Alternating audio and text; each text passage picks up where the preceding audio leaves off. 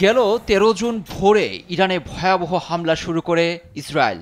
সেই আক্রমণের দাঁত ভাঙা জবাব দিয়ে আসছে ইরান। মধ্যপ্রাচ্য ছাপিয়ে উত্তেজনার পারদ ছড়িয়েছে পুরো বিশ্বে।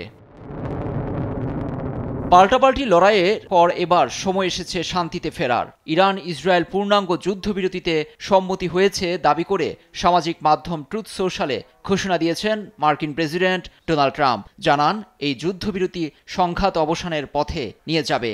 সংঘাতকে ১২ দিনের যুদ্ধ বর্ণনা করেন তিনি। পোস্টের ৬ ঘন্টা পর ফের ট্রাম্প যুদ্ধবিরতি কার্যকরের ঘোষণা দিয়ে তেহরান তেল আবিবকে তা মেনে চলার অনুরোধ জানান।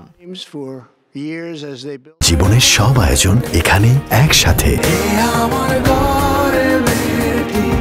এতে মধ্যস্থতা করেছেন কাতারের প্রধানমন্ত্রী শেখ আল থানি। ট্রাম্পের যুদ্ধবিরতির প্রস্তাবে সম্মতি জানিয়ে ইসরায়েলের লক্ষ্য পূরণ হয়েছে দাবি করেছেন ইসরায়েলি প্রধানমন্ত্রী নেতানিয়াহু। তবে এক্সে পোস্টে ইরানের পররাষ্ট্রমন্ত্রী আব্বাস আরাগচি বলেছেন, ইসরায়েল তার দেশের জনগণের বিরুদ্ধে হামলা বন্ধ করলে প্রতিশোধ নেয়ার ইচ্ছে নেই তেহরানের। স্বাগত জানিয়েছেন যুক্তরাষ্ট্রের নিম্নকক্ষ প্রতিনিধি পরিষদের স্পিকার মাইক জনসন।